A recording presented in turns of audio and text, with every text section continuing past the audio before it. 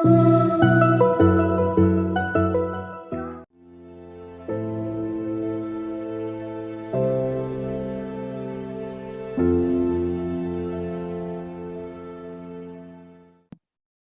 ने आज हमें एक और सौभाग्य और ये सुंदर दिन दिया है कि इस प्रकार हम प्रभु के सम्मुख आज की इस सुबह में आने पाए हैं। हम प्रभु का धन्यवाद करते हैं। हमारा परमेश्वर, हमारा मुंजी उद्धार करता हमें उस सिंहासन की तरफ दिन प्रतिदिन लेके आता है, क्योंकि हम उसके अनुग्रह के द्वारा बुलाए गए हैं। और हमें प्रभु ने ये सौभाग्य दिया है कि हम उसके संबंध में, उसके विषय में हम जो बातें बाइबल के अंदर लिखी गई हैं, हम उन बातों का अध्ययन कर सकें। और उन्हीं के विषय में हम लोग पिछले सोमवार से लेकर अब तक हम सीखते चले आए हैं। और प्रभु ने हमें आज भी इस शनिवार के दिन भी प्रभु के वचन को सीखने के लिए हमारी मदद की है। तो हम प्रभु के वचन की तरफ बढ़ने से पहले हम उसकी जो बातें हमें बाइबल के अंदर देखने को मिली, जो कि हमें उसके संबंध में हमें बताते हैं। और हम लोग उस बात को देख रहे थे कि प्रभु यीशु मसीह के संबंध में भविष्यवाणियां जो उसके जन्म से पहले की, उसके जन्म की, उसके बाल्यावस्था की, और उसके मिनिस्ट्री की, और उसके पुनरुत्थान और उसके स्वर्गारोहण के संबंध की जो भविष्यवाणियां थी, हम लोग उनके संबंध में देख रहे थे।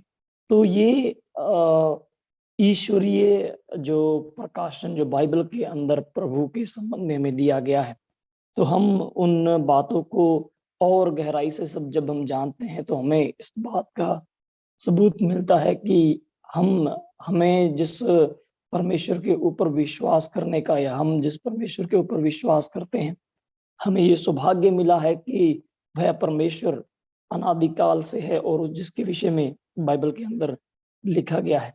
और आज हम लोग एक और विषय की तरफ चढ़ बढ़ेंगे, और वो विषय है जब परमेश्वर प्रभु यीशु मसीह ने देह धारण किया, और देह धारण के समय उनके परमेश्वरत्व का प्रगटीकरण हम लोग देखते हैं।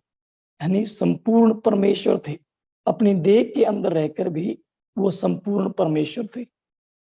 एक व्यक्ति जब देह के अंदर रहता है, हम उन बातों की तरफ जरूर जाएंगे यदि समय हमें बताते हैं। एक देह के अंदर आना और ईश्वरत्व के तो सब गुणों को अपने अंदर समाना, हम किसी और व्यक्ति के अंदर आज हम नहीं देख सकते हैं। लेकिन प्रभु यीशु मसीह उन सभी जो परमेश्वर के पास में गुण है, वो प्रभु के पास में गुण है। जो प्रभु कर सकता है, वो यीशु मसीह कर सकता है। तो उन बातों को हम लोग देखेंगे कि देह के अंदर रहते हुए संपूर्ण परमेश्वरत्व को हम लोग देख सकते हैं। और हम उन्हीं गुणों के विषय में हम लोग क्या करेंगे, हम लोग चर्चा करेंगे। प्रभु यीशु मसीह क्या है? प्रभु यीशु मसीह एक ऐसे गुणों के स्वामी हैं जो केवल परमेश्वर के पास में पाए जाते हैं।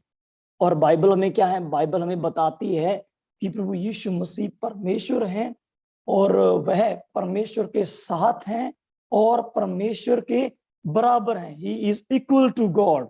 वो परमेश्वर के बराबर हैं। वह कोई आधा परमेश्वर नहीं, या कोई छोटा परमेश्वर नहीं है, या परमेश्वर से कम नहीं है। हम लोग एक ऐसे देश के अंदर रहते हैं ना, ऐसे देश के अंदर रहते हैं जहां पर बहुत सारे देवी देवताओं की और ईश्वरों की उपासना की जाती है। तकरीबन हमारे पास में 33 करोड़ देवी देवता हैं। 33 करोड़ है ये? हाँ, 33 करोड़ देवी देवता है ना।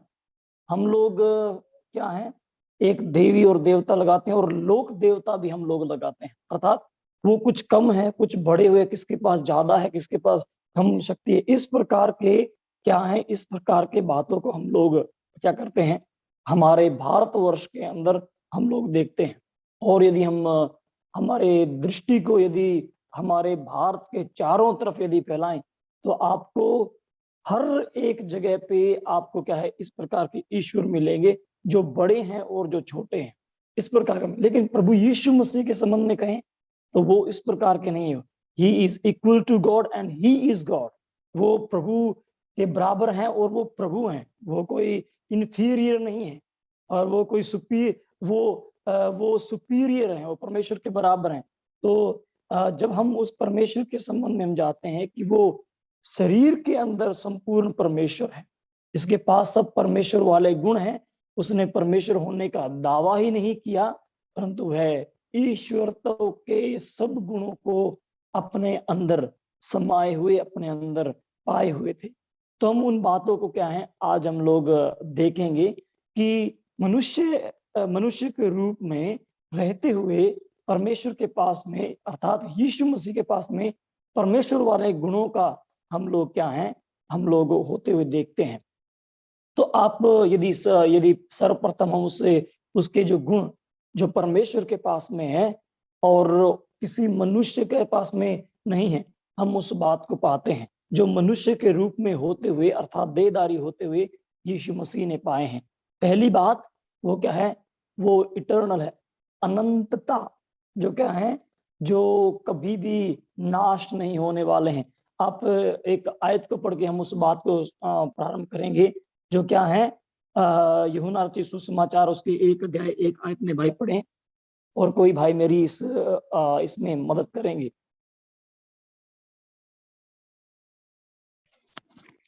आदि में वचन था और वचन परमेश्वर के साथ था और वचन परमेश्वर था। देखिए हम जब यहाँ पर आते हैं तो हम इस बात को पढ़ते हैं कि आदि में वचन था और वचन परमेश्वर के साथ था।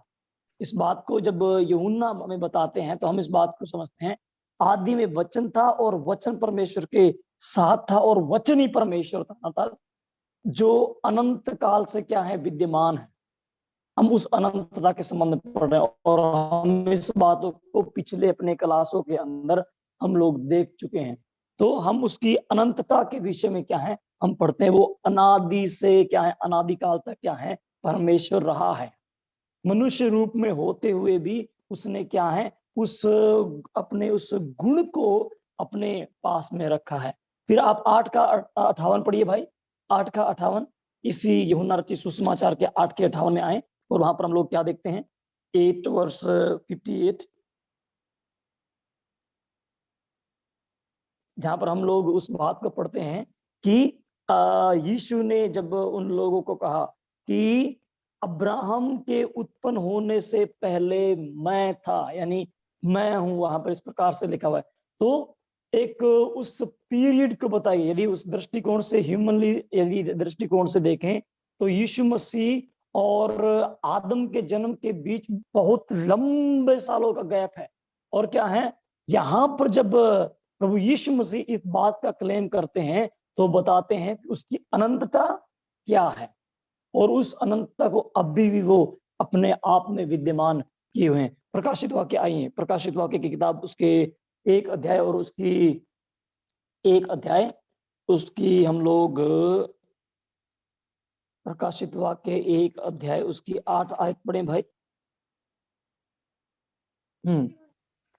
उसी रीति से यह सपन दृष्टि में अपने अपने शरीर को अशुद्ध करते हैं और प्रभुता को प्रकाशित वाक्य 1 अध्याय 8 वचन। प्रभु परमेश्वर जो है और जो था और जो आने वाला है सो सर्वशक्तिमान है, यह कहता है मैं ही अल्फा और मैं ही ओमेगा हूँ। हाँ, यहाँ पर देखिए, यहाँ पर प्रभु क्या कहते हैं, प्रभु परमेश्वर जो है और जो था और जो आने वाला है। हम लोग यहाँ पर तीनों कालों को क्या है इसके अंदर सम्मिलित होते देखते हैं। ओके, हम पास्ट को देखते हैं, हम प्रेजेंट को देखते हैं, हम उस फ्यूचर को भी देखते हैं। वो हम क्या है, हम उस जो बीत गए समय के संबंध में, हम वर्तमान समय के संबंध में और आने वाले समय यानी भविष्य के संबंध में हम देखते हैं कि वही परमेश्वर क्या है, वही है और वो क्या है, वो अनंत परमेश्वर जो है वो कहता है मैं अल्फा और ओमेगा हूं। ये दो एक जो शब्द बताए गए हैं अल्फा और ओमेगा, ये ग्रीक भाषा के क्या है पहले शब्द और क्या है आखिरी शब्द है। जैसे जिस प्रकार से हिंदी का जैसे इंग्लिश का यदि हम ए और उसका आखिरी शब्द जेड ले तो क्या है, शुरुआत जहां से होती है और अंत जहां तक होता है सभी क्या है, सभी वही हैं। तो यहाँ पर उन बातों को कि मैं क्या हूं, अल्फा अर्थात शुरुआत और अंत क्या है, मैं ही हूं। तो उसकी अनंतता के विषय में क्या है यहाँ पर बताए गए हैं। प्रभु यीशु मसीह अनंत है, जो था, जो है और जो रहेगा, उसकी अनंतता के विषय में बताए गए। आप शायद उन लोगों से मिले होंगे ना, जहां पर खासतौर पे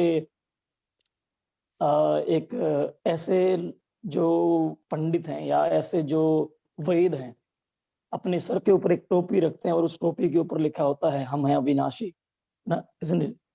देखा क्या कभी? नहीं देखा तो मैं अपने परिवार के लोगों में, मेरे खास तौर पे जो मेरे परिवार में अंदर लाए, तो मैं एक जब छोटा था तो हमारे घर पे एक एक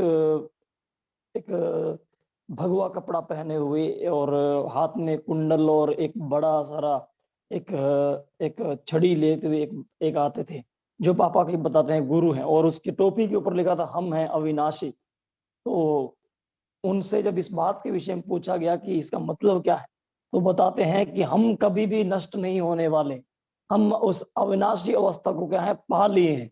हम अब कभी भी क्या नहीं होने वाले हैं, हम अजर हो चुके हैं, हम कभी मरने वाले। भाइयों, टोपी पे लिखने से ये अजर अमरता का तो खिताब या नहीं मिल पाता है। ये परमेश्वर ही है जो अमरता को प्राप्त किए हैं, जो सदा काल तक स्थिर रहते हैं। मनुष्य मर जाते हैं और उनका अंत हो जाता है ना। प्रभु ने हमें एक आत्मा दी है जो वास्तव में क्या है, जो जब उसकी उत्पत्ति होती है और उसके बाद में उसका बना रहना होता है। लेकिन आप इस बात को देखिए कि उस आत्मा को भी क्या है, परमेश्वर नाश कर देता है। परमेश्वर आत्मा को भी नाश कर दे, इसलिए कहता है शरीर वालों से क्या है, शरीर से क्या है, खत्म होने से मत डरो, लेकिन जो आत्मा से, आत्मा को भी नष्ट कर देता है उससे डरो। लोग क्या कहते हैं, आत्मा अमर है जी, आत्मा को नाश नहीं किया जा सकता, कुछ भी नहीं किया जा सकता। नो, इस भूल के अंदर मत रहें, इस विचार के अंदर मत रहें कि जो अमरता के संबंध में लोग जिस बात के ऊपर दृष्टिकोण डालते हैं कि हमारी आत्मा अमर है, कुछ नहीं हो सकता है। प्रभु का वचन बताता है उसको भी नाश करने का सामर्थ जिसने उसे बनाया है उसके पास में है। तो मनुष्य क्या है, मनुष्य अमर कभी नहीं हो सकता है, और क्या है, वो मर जाते हैं, उनकी कल्पनाएं नष्ट हो जाती हैं।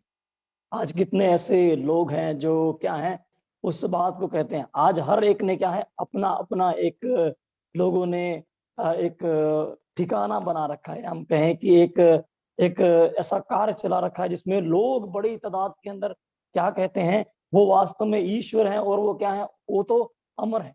लोगों के बीच में रहकर वो क्या है, उस व्यक्ति विशेष को अपने वो मनों के अंदर रख के उनकी उपासना करते हैं। क्यों?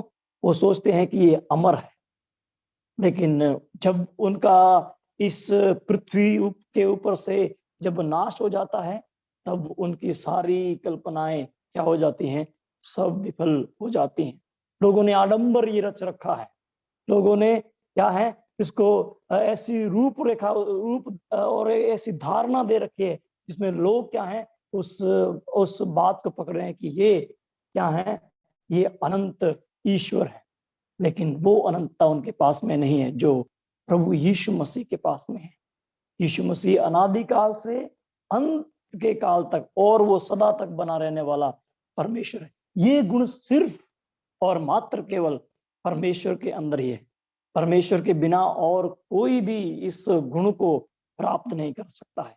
यदि ये परमेश्वर प्रभु यीशु मसीह के पास में गुण है तो वो परमेश्वर है, वो उसके बराबर है, वो उसके समान है। इसलिए वो क्या कहता है, अनंतता का उसके अंदर क्या है, वो अनंतता को वो अपनाए हुए देह धारण के अंदर भी उसके अंदर क्या है, अनंतता है। उस भविष्यवाणी को याद कीजिएगा जहां पर क्या है, जहां पर यशायाह इस भविष्यवाणी करते हुए क्या कहता है, वो अनंत परमेश्वर होगा। देखिए अनंतता, वो निकालिए जरा आयत जिसके अंदर इस बात को लिखा गया। यशायाह की किताब उसके 9 अध्याय के अंदर आप आएंगे तो उसके 6 आयत में इस बात को लिखा है जहां पर हम यीशु मसीह के संबंध में क्या पाते हैं, 9 अध्याय की 6 आयत के अंदर इस प्रकार से लिखा है ना, क्या है, और क्या है, अनंत काल का पिता, अनंत काल का पिता है ना।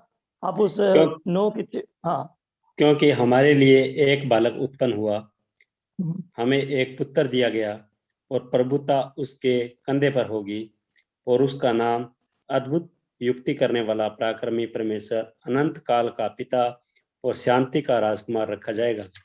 हाँ, देखिए यहाँ पर दूसरी बातों को मैं नहीं करूंगा, क्योंकि दूसरी बातें उसके दूसरे गुणों के संबंध में बताती हैं, लेकिन जो पर्टिकुलर एक जो वर्ड है यहाँ पर हम से ले लेते हैं।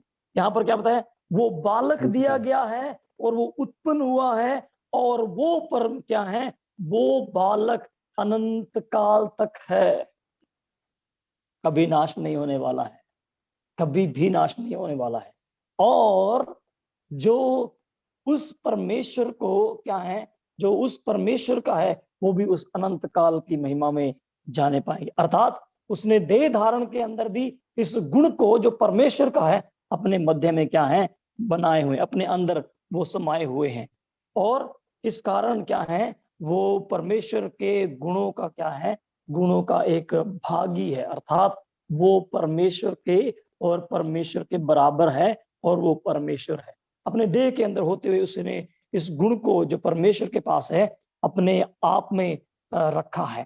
पहला उसकी अनंतता, दूसरा उसके हम उस बात को पढ़ेंगे सर्वव्यापीता के, सर्वव्यापक परमेश्वर है, सर्वव्यापक। एक देह के अंदर होते हुए क्या है, एक मनुष्य के दृष्टिकोण से यदि देखें, प्रभु यीशु मसीह यहाँ पर देह को अपनाए हुए हैं, और वो एक जगह पर यदि हैं तो वो दूसरी जगह पे नहीं हो सकते हैं। यदि मान लीजिए अभी जैसे भाई अश्विनी मेरे सामने बैठे हैं, तो वो वहीं पर हैं जहां पर वो बैठे हैं, वो मेरे यहाँ पर क्या है उसको नहीं जान पाएंगे, और वहां पर क्या हो रहा है मैं नहीं जान पाऊंगा, because I am just human being. मैं क्या हूं, एक मानव हूं, और मैंने उस शरीर को बनाया हुआ है। मैं उस अवस्था के अंदर एक स्थान से दूसरे स्थान के अंदर घटने वाली बातों के संबंध में मैं कुछ नहीं जान सकता। लोग इस बात को लेके आते हैं कि यदि यीशु मसीह क्या है, यीशु मसीह यदि शरीर के अंदर है तो दूसरे और कहां पर घटने वाली बातों को वो कैसे जान सकता है, वो भैया ईश्वर नहीं, ऐसे बताते हैं। लेकिन प्रभु यीशु मसीह के उस बात को हम लोग देख सकते हैं जहां पर हम उसके उस सर्वव्यापिता को, अर्थात वो सर्वव्यापक है, अर्थात उसकी उपस्थिति हर जगह के ऊपर है। वो इस समय आपके पास में विराजमान है, वो इस समय मेरे पास में विराजमान है, हर व्यक्ति के साथ में क्या है, वो विराजमान है। शरीर के अंदर होते हुए उस बात को प्रभु यीशु मसीह ने बताए। उस घड़ी की तरफ जाइए जब प्रभु यीशु मसीह क्या थे, इस पृथ्वी के ऊपर थे। हम उस बात को, एक बात को पढ़ेंगे, मत्ती रचित सुसमाचार आए भाई, मत्ती रचित सुसमाचार के 18वें अध्याय में आप आए। मत्ती रचित सुसमाचार 18वां अध्याय और उसकी 20 आयत को पढ़ें। क्योंकि जहाँ 2 या 3 मेरे नाम पर इकट्ठा होते हैं, वहां मैं उनके बीच में होता हूँ। मत्ती रचित सुसमाचार 18 अध्याय के हम लोग 20 में इस बात को पढ़ते हैं कि क्या कहा है, क्योंकि जहां 2 या 3 मेरे नाम से इकट्ठे होते हैं वहां मैं उनके बीच में उपस्थित हूँ। आप लोग कितने इकट्ठे हैं? आप भी लोग ना, आप लोग बहुत सारे इकट्ठे हैं और आप प्रार्थना करते हैं, तो प्रभु के वचन के अनुसार हमें बताया गया वो उनके मध्य में। उसी समय हमारे यहाँ पर प्रार्थना होती है, प्रभु हम इस बात का क्या करते हैं, विश्वास करते हैं, उसकी जो क्या है, उसकी उपस्थिति हर जगह है, वो हर जगह विद्यमान है ना। वो इस बात का क्लेम करता है, जहां पर 2 या 3 जन मेरे नाम से इकट्ठे हो, मैं उनके बीच में उपस्थित हूँ। एक्चुअली ये क्या था, एक्चुअली ये जो लोग हैं, ये जो यहूदी लोगों को जब प्रभु यीशु मसीह संबोधित कर रहे, संबोधित मतलब जब उनको बता रहे हैं, तो ये लोग क्या है, सिनागोग्स के अंदर जाने वाले, सिनागोग्स जो उनके जो आराधनालय है, आराधनालय है, उनके आराधनालय यदि आपने किसी ने देखे होंगे तो आप कोची के अंदर जाके आप इन आराधनालय को देखने का जरा कोशिश कीजिएगा। और वहां पर हम लोग क्या देखते हैं, किस प्रकार के आराधनालय हैं, चारों तरफ से खुला है और मध्य के अंदर एक क्या है, एक एक पुलपिट जैसा, पुलपिट नहीं है लेकिन पुलपिट जैसा क्या है, जहां पर प्रचारक लोग क्या करते हैं, खड़े होकर प्रचार करते हैं। तो जो उनको क्या है, प्रभु के वचन से उनको बताता है उसकी उपस्थिति उनके बीच में होना चाहिए, एक साइड में नहीं, एक ऊपर नहीं, या किसी कोने में नहीं, ऐसा नहीं है। उनकी उपस्थिति बीच में हो ताकि उसकी दृष्टि सभी के ऊपर जाती रहे। तो इस प्रकार का एक सिनागोग होता था। इस बात से हम लोग क्या है, प्रभु यीशु मसीह उनको बताना चाहते थे कि वो क्या है, वो उनके मध्य में हमेशा है। तो प्रभु यीशु मसीह की जो जो उपस्थिति है 2400 घंटे, जब वो बुलाते हैं, उसके लोग जब उसको पुकारते हैं, तो वो उनके मध्य में है। वो किसी कोने में नहीं, वो किसी साइड में नहीं, वो क्या है, उनके मध्य में, अर्थात उसकी उपस्थिति वो अपने लोगों के बीच में रखता है। तो उसकी जो उपस्थिति के संबंध में इसी का 28 उसके 20 को पढ़े भाई, मत्ती उसके 28 उसके 20 का।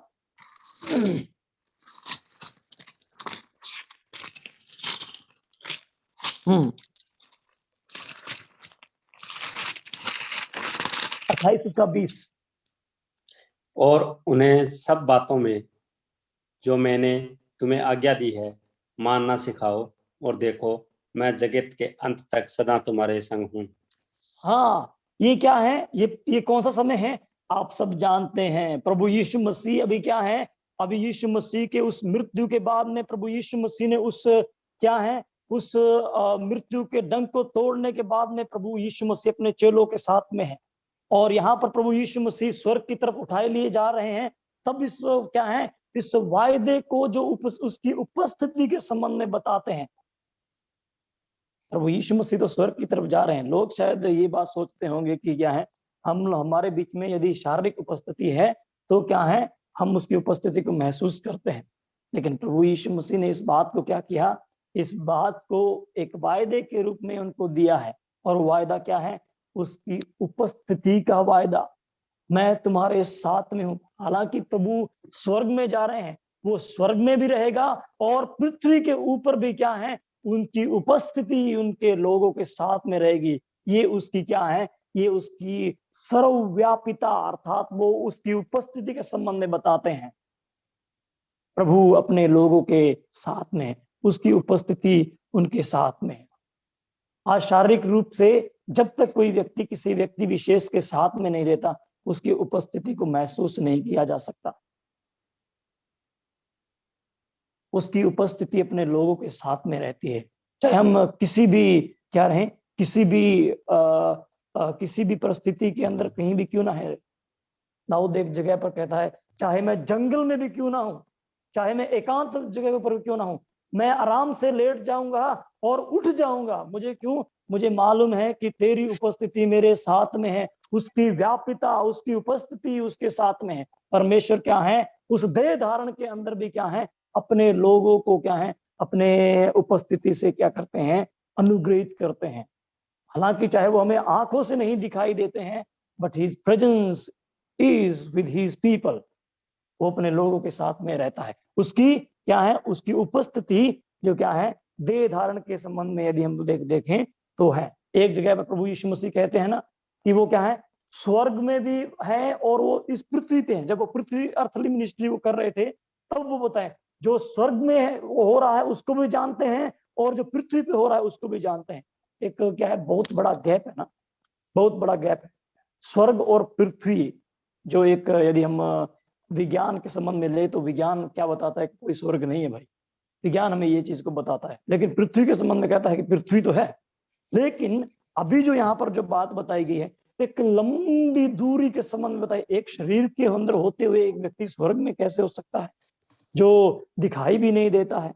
लेकिन प्रभु यीशु मसीह इस बात को बताते हैं, उसकी उपस्थिति स्वर्ग में और उसकी उपस्थिति पृथ्वी के ऊपर भी है। तो उसकी क्या है, उसकी जो सर्वव्यापिकता है, वो उसके संबंध में हम लोग यहाँ पर देखते हैं। तो उस देह धारण के संबंध में ईश्वर के उस द्वितीय गुण को जो परमेश्वर के पास में है, जो परमेश्वर सब जगह रहता है, हम उसको देखते हैं। हम उस परमेश्वर के उस गुण को कहाँ पर, एक भजन जो कि 139, जो कि 139 के अंदर उस परमेश्वर के संबंध में उस गुण को पढ़ते हैं। वो गुण परमेश्वर प्रभु यीशु मसीह के पास में भी है। ये गुण किसी और को नहीं प्रियो, ये सिर्फ परमेश्वर को छोड़ के और किसी के पास में भी नहीं हो सकता। लेकिन प्रभु यीशु मसीह ने अपनी देह के अंदर भी संपूर्ण परमेश्वर के उस गुण को क्या किया है, अपने अंदर विद्यमान रखा है। फिर हम आगे जाएंगे तो तीसरी बात, पहली बात वो क्या अनंत है, दूसरी बात वो सर्वव्यापी है, तीसरी बात हम लोग यहाँ पर देखेंगे वो क्या है, सर्वज्ञानी है। सब बातों को वो जानने वाले परमेश्वर है ना। ये गुण भी क्या है, ये परमेश्वर का गुण है। और ये गुण किसमें विद्यमान है, ये गुण यीशु मसीह में विद्यमान है। आप पढ़े भाई, जो सर्व ज्ञान के संबंध में उसको बताते हैं, मत्ती रचित सुसमाचार 16 अध्याय और उसकी 21 आयत। मत्ती 16 उसका 21।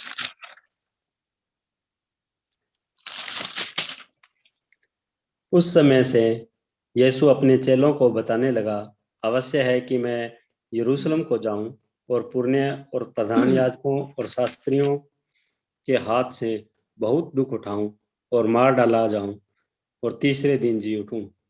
यहाँ पर देखिए, सर्वज्ञानी क्या वो जानने वाला है, वो बातें जानने वाला है जो उसके साथ में घटित होने वाली है। मानवीय रूप के अंदर आप नहीं जानते और मैं नहीं जानता कि हमारे साथ में आज की अगली घड़ी के अंदर क्या होने वाला है, हम नहीं जानते। प्रभु यीशु मसीह उस शरीर की अवस्था के अंदर रहते इस गुण को अपने अंदर विद्यमान रखे। प्रभु ने अपने चेलों को पहले बता दिया कि उसके साथ में क्या होने वाला है, और उस बात की भविष्यवाणी प्रभु यीशु मसीह उनके सामने करते हैं। क्या है कि क्या है, अवश्य है कि क्या हो, यरूशलेम को जाऊं और पुरनियों और प्रधान याजकों और शास्त्रियों के हाथ से क्या है, दुख उठाऊं और क्या है, मारा डाला जाऊं और तीसरे दिन जी उठूं। ये ज्ञान परमेश्वर के पास में है। प्रभु यीशु मसीह इसके विषय में जानते हैं। फिर हम क्या है, आप लूका रचित सुसमाचार के अंदर आए भाई। लूका रचित सुसमाचार उसके 6 अध्याय में आप आएंगे। लूका रचित सुसमाचार 6 अध्याय की उसकी 8 आयत को आप पढ़ेंगे। लूका 6 उसकी 8 को पढ़ दीजिए। परंतु वह उनके विचार जानता था, परंतु वह उनके विचार जानता था, इसलिए उसने सूखे हाथ वाले मनुष्य से कहा, उठ बीच में खड़ा हो। वह उठ खड़ा हुआ। हाँ, यहाँ पर देखिए, यहाँ पर क्या है, यहाँ पर इस बात को लिखा हुआ है, वह परंतु वह उनके विचार जानता था। परमेश्वर, प्रभु परमेश्वर के सिवा और कोई नहीं जानता है। परमेश्वर के संबंध में लिखा है वो मन को जांचता है, मन को तोलने वाला परमेश्वर है कि इसके मन में क्या चल रहा है। प्रभु यीशु मसीह उस गुण को अपने अंदर रखे हैं। प्रभु जानता है इन लोगों के मन में क्या चल रहा है और ये लोग किस प्रवृत्ति से उसको पकड़वाना चाहते हैं, ये सब प्रभु जानता है। प्रभु का ज्ञान वो क्या है, वो सर्वज्ञानी, सब बातों को जानता है, चाहे अच्छी हो चाहे बुरी हो, हर एक बात को क्या है वो जानता है।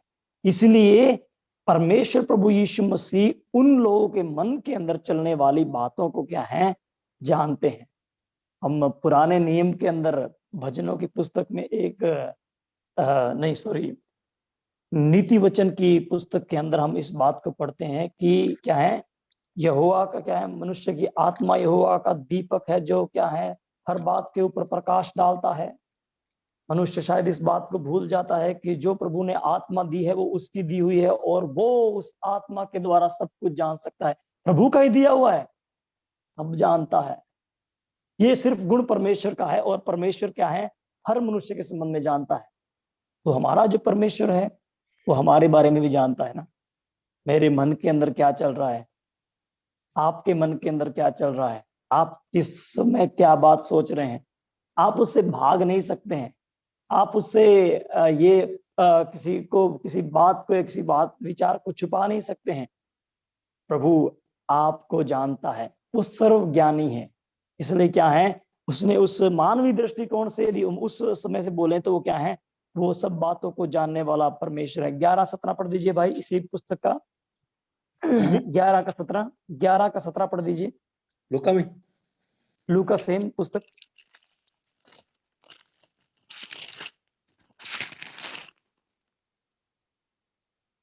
परंतु उसने उनके मन की बातें जानकर उनसे कहा, जिस जिस राज्य में फूट होती है वह राज्य उजड़ जाता है और जिस घर में फूट होती है वह नष्ट हो जाता ओके, है।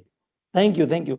हमें सिर्फ उस ऊपरी बात को लेना है, क्या है, परंतु उसने उनके मन की बातें जानकर, मन को कोई नहीं पढ़ सकता है, हाँ, मन को कोई नहीं पढ़ सकता है, मनों को जांचने वाला परमेश्वर उनके बातों को क्या है, जांच लिया है, उनको पढ़ लिया है। तो प्रभु उस शरीर के अंदर होके भी क्या किए हैं, जांच लिए हैं ना। आजकल ऐसे कंप्यूटर चले हुए हैं जो व्यक्ति के मन को पढ़ने की कोशिश करते हैं। सर के ऊपर क्या लगाते हैं, सर के ऊपर एक डिवाइस को वो क्या करते हैं, ऊपर लगाकर उसके मन की बातों को जानने की कोशिश करते हैं। ऐसी ऐसी बातें आई हैं, ऐसी ऐसी मशीन बना रखी हैं जिससे क्या है, लोग यदि झूठ बोलता है तो झूठ पकड़ा जाता है, सच बोलता है तो उसके सच्चाई का प्रकटीकरण हो जाता है। तो ऐसी ऐसी मशीनें, लेकिन प्रभु जो क्या है, प्रभु जो है वो सब बातों को जानते हैं।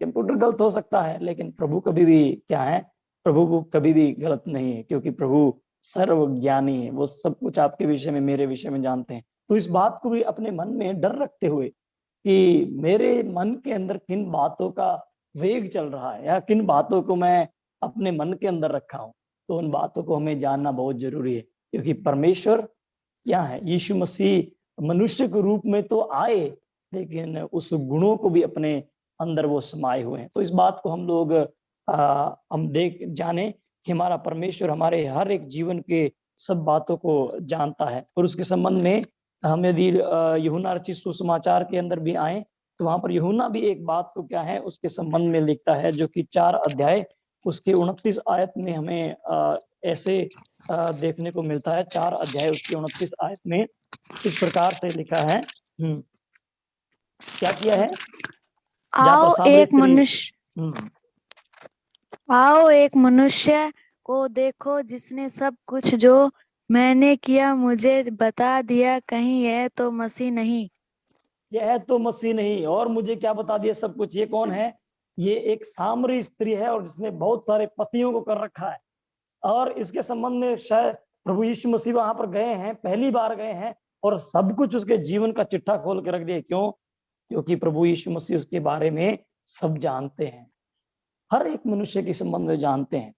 चाहे वो कैसा ही व्यक्ति क्यों ना हो, चाहे दुष्ट है चाहे वो धर्मी है, सबके विषय में जीवन का प्रभु जानते हैं। तो हम उस परमेश्वर प्रभु यीशु मसीह के संबंध में कि वो त्रिएकत्व का जो दूसरा जो व्यक्तित्व है, जो ईश्वरत्व है, हम उस परमेश्वर को क्या है, हम लोग और अधिक जान पाए। हमारे जीवन के संबंध में वो परमेश्वर जानता है। तो वो क्या है, वो सर्वज्ञानी परमेश्वर है। फिर हम एक और बात को पढ़ते हुए आगे बढ़ेंगे और फिर उस बात को हम लोग देखेंगे कि वो परमेश्वर क्या है। चौथी जो बात हम प्रभु यीशु मसीह के संबंध में देह धारण के उपरांत उस संपूर्ण ईश्वरत्व को, परमेश्वरत्व को उसने पाए हैं, वो है उसकी सर्व सामर्थ्य यानी सर्वशक्तिमान वो परमेश्वर है। चौथी बात, वो सर्वशक्तिमान या सर्व सामर्थ्य ही वो परमेश्वर है। अपने आप में वो सामर्थ्य को क्या है, वो बनाए रखे हैं। हम एक आयत को पढ़ के फिर हम उस बात को पढ़ेंगे, जो कि मत्ती रचित सुसमाचार के 28वें अध्याय के अंदर आएंगे, जहां पर प्रभु यीशु मसीह अपने चेलों को जब उस जगत के अंदर भेजते हैं तब उन बातों को कहते हैं। 28 अध्याय के 18 आयत को पढ़िए भाई।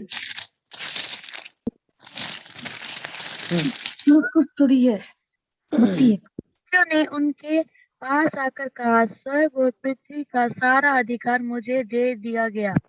बस अभी क्या है, वो अधिकार को बनाए हुए उस सामर्थ्य किसके ऊपर है, पृथ्वी के ऊपर, स्वर्ग के ऊपर उसका सामर्थ्य है, उसका अधिकार उसने बनाए हुए हैं। तो प्रभु यीशु मसीह क्या है, सर्वशक्तिमान है और उसने उस सामर्थ्य को इस पृथ्वी के ऊपर रहने वाले और इस पृथ्वी के ऊपर और स्वर्ग के अंदर जितना भी है उसको अधिकार वो पाए हुए हैं। इस बात को जब मती लिखता है तो उसके विषय में बताता है कि वो सर्वशक्तिमान परमेश्वर है जो अपने हक में क्या रखता, अपने हाथ में उन अधिकारों को वो रखता है। फिर हम यदि मरकुस के अंदर जाएं तो मरकुस के अंदर 5 अध्याय के अंदर जब हम जाएं तो हम इस बात को पढ़ते हैं। मरकुस 5 में आए भाई, मरकुस 5 के 11 में पढ़िए। मरकुस 5 11 और 11 से लेकर 15 तक। क्या लिखा हुआ है?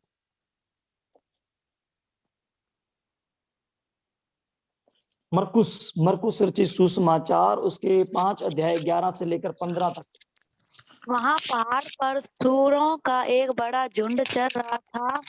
उन्होंने उससे विनती करके कहा, हम उन सूरों में भेज दे कि हम उनके भीतर जाएं। अतः उसने उन्हें आज्ञा दी और अशुद्ध आत्मा निकलकर सूरों के भीतर बैठ गई और झुंड जो कोई 2000 का था काड़े पर से झपटकर झील में जा पड़ा और डूब मरा। उनके चरवाहों ने भागकर नगर और गांव को समाचार सुनाया और जो हुआ लोग उसे देखने आए।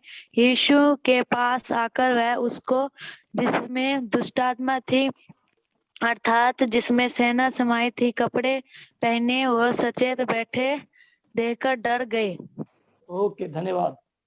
यहाँ पर क्या है? यहाँ पर उसकी सामर्थ्य को हम लोग देख सकते हैं। यहाँ पर यदि आप देखें तो प्रभु की सामर्थ्य पूरे अध्याय के अंदर आप जाएंगे तो आगे पढ़ेंगे, एक मृत जो यायर की पुत्री है उसको क्या है? जीवन दिया है। उसकी सामर्थ्य मृत्यु के ऊपर भी है। और फिर हम देखते हैं एक रोगी स्त्री, रोगों के ऊपर भी उसकी सामर्थ्य है। और यहाँ पर किनके? जो दुष्ट हैं, जो दुष्ट आत्माओं की सेना है, उसके ऊपर उसकी सामर्थ्य को आप देख सकते हैं। वो सामर्थ्य ही परमेश्वर है। प्रभु यीशु मसीह को क्या है? किसी भी उस बीमारी या किसी भी ऐसा कोई रोग है या मृत्यु है, ऐसा नहीं है कि उसको कोई अधिकार नहीं। उसके पास में सब अधिकार उसने दिए हुए हैं। वो अधिकारों को रखने वाला परमेश्वर है। इसलिए क्या है? मृत्यु क्या नहीं कर सकी, उसका कुछ बिगाड़ नहीं सकी। इसलिए क्या है? हम पूरी उस सुसमाचारों के अंदर यदि हम देखें, प्रभु यीशु मसीह ने कितने मृतकों को जिलाया है। मृत्यु के ऊपर उसकी सामर्थ्य, वह क्या है? वह जीवन देने वाला परमेश्वर है। मृत्यु के बाद यदि मृत्यु भी हो जाती है तो उसको जीवन देने का अधिकार है। उसको जीवन देने का और लेने का अधिकार भी है। और वो क्या है? वो बीमारियों को चंगा भी करने वाला परमेश्वर है। और वो क्या है? वो दुष्ट आत्माओं के ऊपर भी अधिकार रखता है। ये तीन ही नहीं है, बल्कि हर एक चीज के ऊपर वो क्या करता है? अधिकार रखता है। नेचर के ऊपर, प्रकृति के अंदर क्या है? आंधी तूफान को क्या है? वो कंट्रोल, नियंत्रण करने वाला, उसके ऊपर अपनी सामर्थ्य को वो रखता है? और क्या है? और वो हर एक बाइबल के अंदर बहुत सारी बातों को उन विषयों के ऊपर बताए गए हैं जिनके ऊपर उसकी सामर्थ्य है। और यहाँ पर क्या है? हम लोग देखते हैं कि यह जो दुष्ट आत्मा भी हैं, जो आज क्या है हमारे जो इस जगत के अंदर, जो संसारिक जगत के अंदर बहुत पैमाने के ऊपर रहते हैं, उनको क्या है? उनके ऊपर भी प्रभु यीशु मसीह की सामर्थ्य है। आप में से शायद उस बात को देखे होंगे ना, यदि विजेंद्र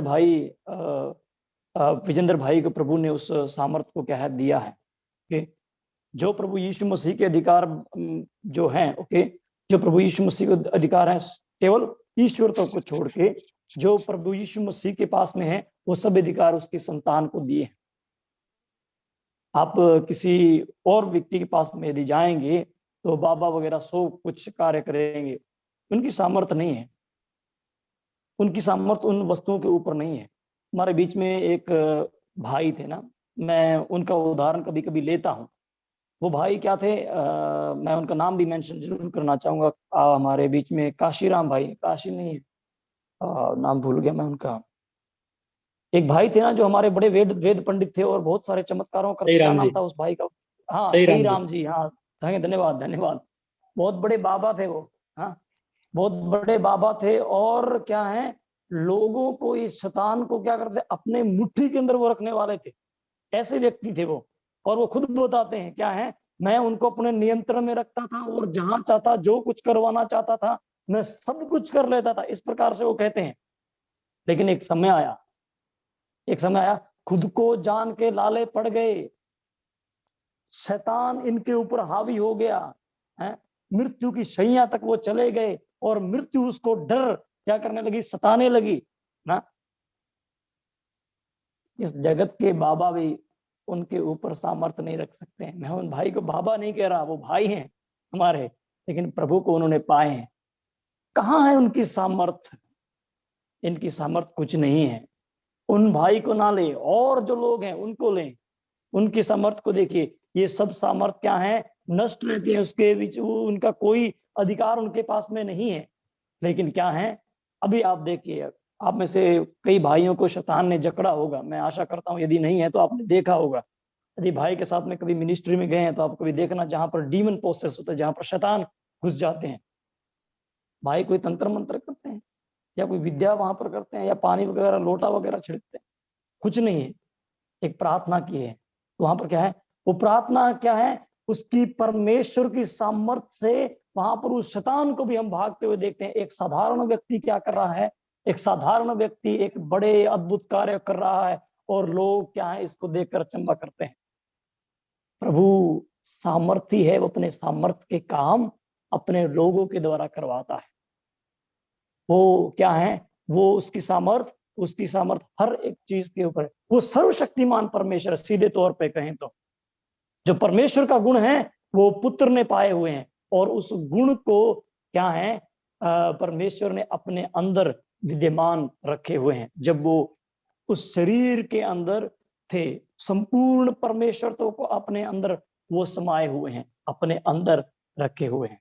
प्रभु अपनी सामर्थ्य के कार्य अपने लोगों के द्वारा दिखाता है, क्योंकि वो सर्व सामर्थी परमेश्वर है। कुछ एक आयत को और पढ़ेंगे भाई। एक आयत आप यदि पढ़ें, यूहन्ना पढ़ दें,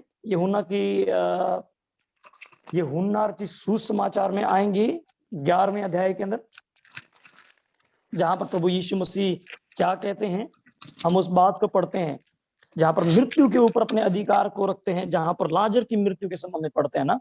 11 का 38 से लेकर 44 तक आप यदि पढ़ें तो वहां पर एक बहुत सारी बात को लिखा हुआ है। हाँ, क्या लिखा है 38 से 44 तक भाई? यीशु मन में फिर बहुत ही उदास होकर कब्र पर आया। वह एक गुफा थी और एक पत्थर उस पर रखा था। यीशु ने उनसे कहा, पत्थर हटाओ।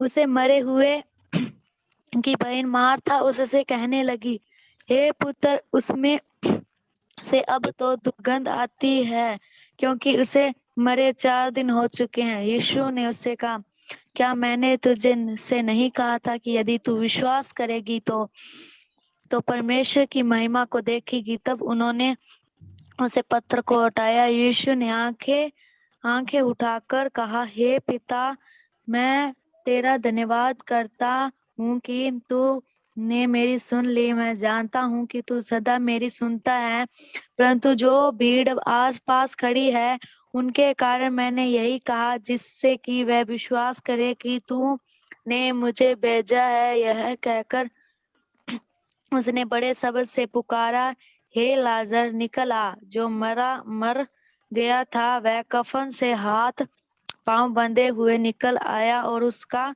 मुंह अंगोछों से लिपटा हुआ था। यीशु ने उनसे कहा, उसको खोल दो और जाने दो। इतनी ही एक सामर्थ्य से भरी एक बात को यहाँ पर लिखा है। एक व्यक्ति के मरे हुए 4 दिन हो गए हैं, शरीर दुर्गंध से क्या है, दुर्गंध से पूर्ण भर चुका होगा, या उसके अंदर दुर्गंध आती होगी। यहाँ पर हम क्या देखते हैं, यहाँ पर प्रभु ने कहा, क्या कहा कि हे लाजर निकला, हे लाजर निकला। प्रभु क्या है, मृतकों को उठाने का भी सामर्थ्य है। इस संसार के अंदर प्रियो, जिस जगत के अंदर हम लोग रहते हैं, किसी के पास में ये सामर्थ्य नहीं है, किसी के पास में नहीं है। आजकल हम लोग क्या हैं, आजकल हम लोग बहुत सारे बातों को देखते हैं कि प्रभु क्या कर रहा है, अपने सामर्थ्य के काम दिखा रहे हैं, मृतकों को क्या है, जिला रहा है। ओके, वो हम प्रभु यदि उस सामर्थ्य काम उनके द्वारा कर रहा है तो उसके नाम की महिमा हो, लेकिन उसके अलावा किसी और के पास में ये अधिकार है और किसी के पास में ये अधिकार नहीं है। संसार के किसी भी ईश्वर के पास इस अधिकार को नहीं है, अधिकार को नहीं पाया है। प्रत्येक आज कितने लोग, कितने बड़े सभाओं के अंदर कितने लोग प्रचार करते हैं क्या उनके पास में इस सामर्थ्य को है? मैं एक बाबा के बारे में सुन रहा था कि क्या है, हम एक बहुत बड़ा क्या बनाने वाले हैं।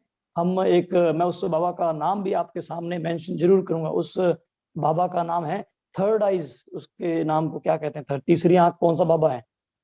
एक बाबा है जो निर्मल बाबा ना, निर्मल बाबा उसका नाम है। वो कहता है जो यहाँ पर जो लोग क्या है चंदा दे रहे हैं, भेंट दे रहे हैं, उससे क्या करेंगे हम लोग, एक बहुत बड़ा आलिशान मंदिर बनाएंगे, और वो क्या रहेगा, हमारे जाने के बाद भी क्या रहेगा, उनके सामने रहेगा। उस मृत्यु को वो क्या है, वो स्वीकार कर चुके हैं। क्या है, लोगों के मन में जिनका क्या है, लोग बड़े बड़े क्या है एक चित्र बनाकर अपने घर के अंदर रखते हैं कि ये हमारे ईश्वर हैं, और वो ईश्वर क्या समझते हैं, वो सोचते हैं कि हम इस जगत से क्या है जाएंगे। उस बात का उन्होंने स्वीकार कर लिया है, एक स्वीकृति अपने आप के अंदर इस बात की मना ली है कि एक दिन वो भी क्या है मरने वाले हैं। उस मृत्यु के ऊपर सामर्थ्य नहीं है, उस मृत्यु को वो कभी भी अलग नहीं कर सकते हैं। हर एक व्यक्ति जो पाप किया है वो मरेगा, और क्या है उस मरणहार अवस्था को क्या है लोगों ने स्वीकार कर लिया है कि एक दिन उनका मृत्यु होना आवश्यक है। तो परमेश्वर प्रभु यीशु मसीह ने क्या किया है, परमेश्वर प्रभु यीशु मसीह वो मृत्यु के ऊपर भी सामर्थ्य को पाए हुए परमेश्वर है। तो वो क्या है, वो सर्व सामर्थ्य सर्वशक्तिमान है, जिसका प्रकृति के ऊपर, जिसका बीमारियों के ऊपर, जिसका मृत्यु के ऊपर, और जिसका हर जगह पर हर समय क्या है अपनी सामर्थ्य को वो बताते हैं कि वो कौन है, वो परमेश्वर है जो सर्व सामर्थ्य है। वो इंफीरियर नहीं है बल्कि वो सुपीरियर है, वो परमेश्वर है। वो इस संसार के क्या है ईश्वरों के समान नहीं है, वो सामर्थ्य को पाए हुए परमेश्वर है। इसलिए क्या कहा, इसलिए परमेश्वर ने कहा जो सबसे बड़ी बात मनुष्य को डर सताता है, क्या सताता है, उनकी मृत्यु। इनकी मृत्यु हो जाएगी तो वो क्या करेंगे, इस मृत्यु के बाद में कुछ उनके लिए नहीं रह पाएगा। लेकिन क्या है, प्रभु उस बात के लिए हमें आश्वासन देते हैं, वो सामर्थी परमेश्वर है। और एक दिन यदि क्या हो गया, यदि हम क्या है सो जाएंगे, तो प्रभु यीशु मसीह अपनी सामर्थ्य से जिस प्रकार आज आप उस अनुभव को कर रहे हैं, प्रभु यीशु मसीह एक दिन जब उस जीवन को देगा तो वो सेम अनुभव आप करने पाएंगे। ये सामर्थी परमेश्वर है जो क्या है, जो मृतकों को भी जिलाने की क्या रखता है, सामर्थ्य रखता है। इस जो सामर्थ्य किसी और के पास में नहीं, केवल परमेश्वर के पास में है, और जो उसके पुत्र प्रभु यीशु मसीह ने अपने उस देह में रहकर संपूर्ण उस परमेश्वर के गुणों को अपने अंदर विद्यमान रखा है। आखिरी बात मैं आपके सामने पढ़कर जाऊंगा, जो क्या है आखिरी बात जो है, पांचवी बात है अपरिवर्तनीय, जिसके अंदर क्या है कभी भी बदलाव नहीं होता। वो परमेश्वर बदलता नहीं है, वो हमेशा एक जैसा रहता है। मनुष्य बदल जाते हैं ना, मनुष्य बदल जाते हैं, अपने अपने विचारों को बदल लेते हैं, अपने अपने स्वभाव को बदल लेते हैं, और क्या है वो हर प्रकार से अपने जीवन के अंदर जो उन्हें अच्छा लगता है, according to situation they change their ideas and their mind. तो क्यों, क्योंकि वो मनुष्य हैं। लेकिन परमेश्वर के विषय का जो संबंध ने जो बात बताई है, वो अपरिवर्तनीय परमेश्वर है। एक आयत को पढ़े भाई, जो कि हमें शायद ये तो हमें बाय हार्ट में मालूम होना चाहिए। हिब्रूस की किताब, इब्रानियों की पत्री के अंदर आए, और जो हमें 13वें अध्याय की 8वीं आयत में हमें इस प्रकार से मिलता है, जो कि बहुत ही हमें अपने बाय हार्ट हम सबों को याद होगी। 13 उसके 8 में आप आए, और वहां पर इस प्रकार से लिखा है, क्या लिखा है, यीशु मसीह कल और आज और युगायुगन एक सा है। हाँ देखिए, कल कल कौन सा, जो बीत गया उसके अंदर वो वैसा ही था, आज जो वर्तमान में चल रहा है वो वैसा ही है, और जो आने वाला है, और क्या लिखा है, युगान युग, जो आने वाला समय है उसके अंदर भी वो क्या है, एक जैसा है। उसके अंदर कोई परिवर्तन नहीं होने वाला है। परिवर्तन मैंने वो एक परमेश्वर है जो कभी भी क्या है अपने विचारों को या अपने उस दृष्टिकोण को क्या है जो उसने बनाए हैं उनसे वो बदलने वाला नहीं है, उसके अंदर परिवर्तन नहीं आता है। मान लीजिए वो आपसे प्रेम करता है तो उसके प्रेम उसका एक गुण है, वो अपने अंदर समाये हुए हैं, उससे वो बदल नहीं सकता है। यदि वो आज मुझसे प्रेम करता है तो इसका मतलब नहीं कल वो मुझसे नफरत करेगा, नहीं, वो मुझसे आज भी प्रेम करता है और कल भी प्रेम करेगा और युगानुयुग प्रेम करेगा। यदि उसने क्या किया है, यदि उसने अपना अनुग्रह मुझ पे डाला है तो अपने अनुग्रह को डालेगा। वो प्रभु बदलने वाला परमेश्वर नहीं है, युगानुयुग एक जैसा है। प्रभु आज कल और युगानुयुग एक जैसा है। वो परमेश्वर कौन सा है? ये जो है ये एक ईश्वर परमेश्वर के क्या है, गुण है जो प्रभु यीशु मसीह ने अपने अंदर बनाए हुए हैं। अब मनुष्यों को देखिए, अपने आप को जांचने की कोशिश कीजिए। यदि प्रभु यीशु मसीह शरीर में रहकर यदि हम उस विचारधाराओं को अपने हम जो इमेजिन करें तो किस प्रकार का होगा ना। प्रभु कभी बदलता नहीं है, हम लोग बदल जाते हैं, हमारे विचार बदल जाते हैं, हमारी सोच बदल जाती है, हमारा नजरिया बदल जाता है, हम खुद भी बदल जाते हैं। ऐसे हम लोग परिस्थितियों के अनुसार क्या करते हैं, हम लोग अवलोकन करके हमारे उस जीवन के संबंध में हम बदलाव को चाहते हैं। लेकिन प्रभु क्या है, प्रभु उस प्रकार के नहीं है, वो ईश्वर के गुण को समाये हुए हैं, क्योंकि उसने क्या है, उसने उन बातों को अपने अंदर जो क्या है जानी है, जो उसकी पहचानी है, अपने अंदर विद्यमान किया हुआ है। मनुष्य क्या है, मनुष्य जो है वो इंफीरियर है, वो एक हीन क्या है, एक प्राणी है।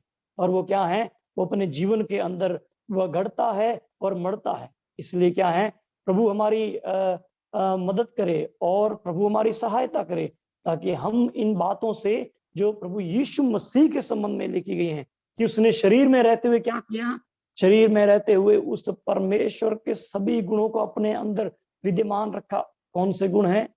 उसके गुण जो अनंत है, उसके गुण जो सर्वव्यापी हैं, उसका गुण जो सर्वज्ञानी है, जो सब कुछ जानता है, और उसका गुण जो सर्व सामर्थी है, और उसका गुण जो कभी बदलता नहीं है। हमारा परमेश्वर एक सा है और वो कभी भी बदलने वाला नहीं है। वो कल भी वैसा था, आज भी वैसा है और आने वाले समय वैसा रहेगा। हम उस परमेश्वर को, जिसने क्या है हमें छुड़ाया है, जिसने पाप के ऊपर अपनी सामर्थ्य को दिखाया है और हमें क्या है, हमें उस गुलामी से छुड़ाकर आज स्वतंत्र किया है। हम उस परमेश्वर प्रभु यीशु मसीह को क्या है, बड़ी गंभीरता से अपने जीवन के अंदर प्रयोग लें। जब हम उसके जीवन के विषय में हम बातें करते हैं तो हमारी परमेश्वर सहायता करे कि उसने उस देह धारण में क्या किया, उस परमेश्वरत्व के गुणों को अपने अंदर रखा है। प्रभु हमारी मदद करे ताकि हम इन बातों के द्वारा अपने उस परमेश्वर को और ज्यादा जानते हुए उसके लिए अपने जीवन को व्यतीत करते हुए बताएं, ये जानते हुए कि वो अनंत है, वो हमारे साथ उपस्थित है और वो सब बातों को हमारे जानता है और वो सामर्थ्य, वो सब कुछ कर सकता है जो कि कोई बदलता नहीं है। परमेश्वर मदद करे, परमेश्वर सहायता करे, इन बातों के द्वारा हमारे जीवन के अंदर आत्मिक और उन्नति और उत्थान हो जय मसीह की। प्रभु सबको आशीष दे।